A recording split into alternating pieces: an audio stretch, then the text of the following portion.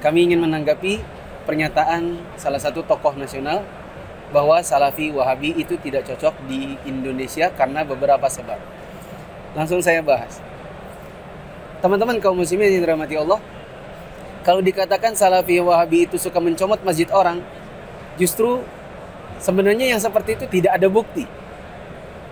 Yang ada adalah teman-teman atau ustadz-ustadz yang bermanhaj salaf diundang di masjid-masjid kaum muslimin karena orang melihat keilmuan.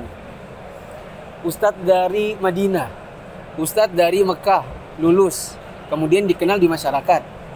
Masyarakat mengenal kok ilmunya jelas, ada dasar, ada dalil, kok ilmiah, kok lebih menarik. Mohon maaf, harus diakui juga sebagian ustadz salaf itu sangat menarik untuk didengarkan, bahkan oleh orang awam. Diundanglah mereka ke dalam masjid kaum muslimin. Lalu orang-orang tertarik, lama-lama orang meminta, tolong itu lagi. Kapan ustadz yang kemarin? Itu ustadznya bagus, tolong dijadwalkan rutin. Lama-lama kaum muslimin yang ada di situ semakin suka melihat penampilannya seperti apa, diikuti. Seperti gini kan, bajunya gamis. Besok-besok sekretaris masjidnya pakai gamis. Bendahara masjidnya lama-lama pakai gamis. Ketua dakwahnya yang tadinya nggak ada jenggot ikut berjenggot. Akhirnya lalu seolah-olah takbir masjid yang ada itu mengikuti ustadz yang sudah diundang dari kalangan salafi ini, dan lama-lama image-nya adalah masjid ini diambil oleh salafi. Salafi itu nggak seperti itu. Saya di Balikpapan, sebagian teman-teman takbir masjid yang umum, yang memang itu masjid perumahan, saya bilang sama mereka, karena antum sekarang jadi takmir tidak bermakna semuanya antum jadikan salafi. Mohon maaf.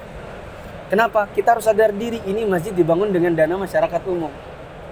Nggak bisa antum langsung sporadis, ini ngambil semuanya gitu. Jangan. Biarkan dakwah itu mengalir tanpa antum paksakan. Nanti masyarakat akan melihat, ini loh lapak-lapak jualan dakwahnya. Ini lapaknya PS, ini lapaknya Gita, ini lapaknya Salafi, ini lapak ini lapaknya tadi. Biarkan masyarakat yang menilai. Ya, saya ngomong gitu sama teman-teman. Justru tidak seperti sebagian orang yang ini masjid dibangun bersama, tiba-tiba dikasih plang hijau. Paham kan maksud saya? Langsung jadi masjidnya.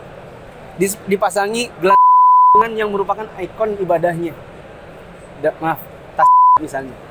Yang tadinya mungkin di sebagian masjid tidak ada. Dipasang-pasangin lalu akhirnya berubah menjadi masjid satu warna. Justru Salafi menghindari yang seperti itu.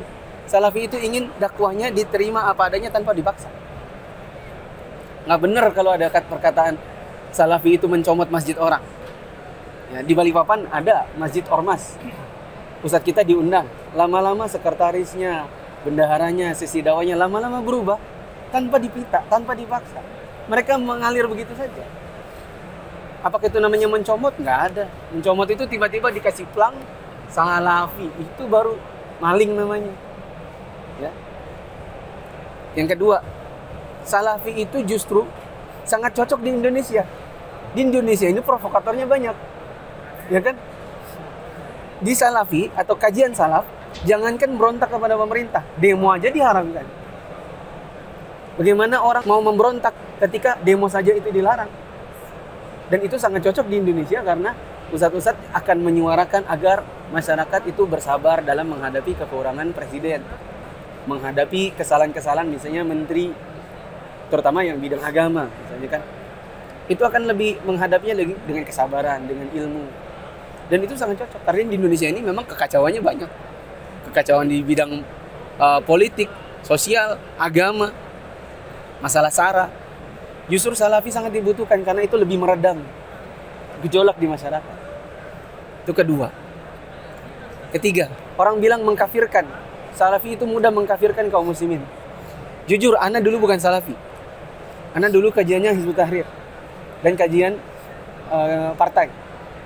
Intinya adalah lama-lama saya tertarik. Kenapa? Oh, ternyata di dalam pemahaman salaf kita tidak boleh mengkafirkan kaum muslimin dengan begitu gampangnya. Di dalam manhaj salaf, pengkafiran itu ada dua. Ada yang sifatnya mujmal, ada yang sifatnya muayyan. Takfir mujmal yaitu global. Seperti mengatakan siapa yang menyembah selain Allah maka dia kafir. Itu kan global. Ada juga yang muayyan, yaitu yang tunjuk hidung. Misalnya berkata, kamu nggak sholat berarti kamu kafir. Itu kan namanya cap stempel, vonis begitu kan. Di dalam pemahaman salaf justru mengvonis seperti itu kepada individu tidak diperbolehkan. Harus ada iqamatul hujjah, yaitu mengajak dia dialog dengan memberikan dalil-dalil. Ada namanya tabayun, nanya dulu, klarifikasi. Ada tasabbut, check and recheck. Nanti pun kalau ternyata orang ini terbukti secara syar'i bahwa dia jatuh ke dalam kekafiran, itu pun tidak langsung ngomong kamu kafir. Ya, singkat kata di dalam manhaj salaf justru orang itu tidak diperbolehkan untuk mengkafirkan kaum muslimin dengan mudah. Begitu. Meskipun secara syar'i kita sudah bisa tahu, oh ini dukun misalnya. Dukun itu jatuh ke dalam kekafiran kan gitu. Menjustifikasi itu sangat dilarang di dalam manhaj salaf bila itu dilakukan secara serampangan. Nah, jadi kalau dikatakan salafi mudah mengkafirkan kaum muslimin, oh nggak punya bukti dan salah, jauh panggang dari api. Justru di dalam pemahaman salaf mengkafirkan dengan mudah itu dilarang.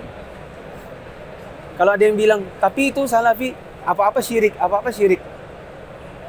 Stempel syirik yang disebutkan oleh salafi itu adalah pada perbuatan, bukan pada orang. Misalnya siapa yang menyembah kubur, maka dia syirik. Betul kan? Siapa yang mau menolak? Menyembah kubur bukan menyembah Allah itu adalah kesyirikan? Karena itu betul saja. Adapun pelakunya orang per orang, misalnya kita punya tetangga, dia suka pergi ke kubur, kita nggak tahu dia ngapain, atau kita pernah tanya, kamu kalau ke kubur ngapain? Oh saya tawasul di situ. Itu nggak langsung, oh musyrik, nggak ada kayak gitu. Ya, yang ada cuma sekedar penjelasan. Kita kalau ke kubur yang disunahkan adalah memohonkan ampun buat yang dikubur, memohon sesuatu kepada Allah. Kalau kita datang ke situ kemudian kita berkata, wahai kubur, berikan saya rezeki, berikan saya jodoh, maka ini yang disebut dengan syirik. Dan yang dijelaskan adalah perbuatan, bukan stempel orang per orang gitu. Singkat kata, kalau ada orang mengatakan salafi itu tidak cocok di Indonesia, keyakinan ana justru sebaliknya. Salafi itu mengajak kaum muslimin untuk beribadah kepada Allah dengan mentauhidkan Allah dan tidak mudah dalam mengkafirkan seseorang. Adapun penjelasan tentang sebuah perbuatan, oh ini kekafiran, oh ini kemusyrikan, yang dimaksud adalah perbuatannya. Adapun individunya tidak seperti itu, tidak serampangan. Yang kedua, di Indonesia itu banyak provokator. Di Indonesia banyak orang yang mengajak kaum muslimin untuk memberontak kepada pemerintah. Pemahaman salaf justru mengajak kaum muslimin untuk meredam gejolak dan menghadapi kesalahan pemerintah dengan lebih kesabaran, dengan doa. Ketiga, dai-dai yang bermanhaj salaf itu dakwah diminta, tidak minta-minta untuk diundang. Kemudian bila akhirnya dakwah mereka diterima kaum muslimin, lalu kaum muslimnya minta lagi dibikinkan kajian rutin, akhirnya masyarakat berubah. Penampilan mereka yang tadinya misalnya sholat hanya pakai baju kaos, sekarang pakai baju gamis. Yang dulunya baju seadanya, sekarang sudah baju yang lebih baik. Yang dulunya celananya terinjak-injak, sekarang celananya di atas mata kaki. Itu semua mengalir apa adanya, tidak pernah diminta, diatur dan seterusnya. Justru sebaliknya, ada sebagian orang masjid-masjid umum tiba-tiba dibikinkan plang, dicap ini adalah masjid kami gitu. Kalau salaf tidak akan melakukannya seperti itu. Wallahu a'lam bishawab. Semoga bisa menjawab tuduhan yang tanpa dasar.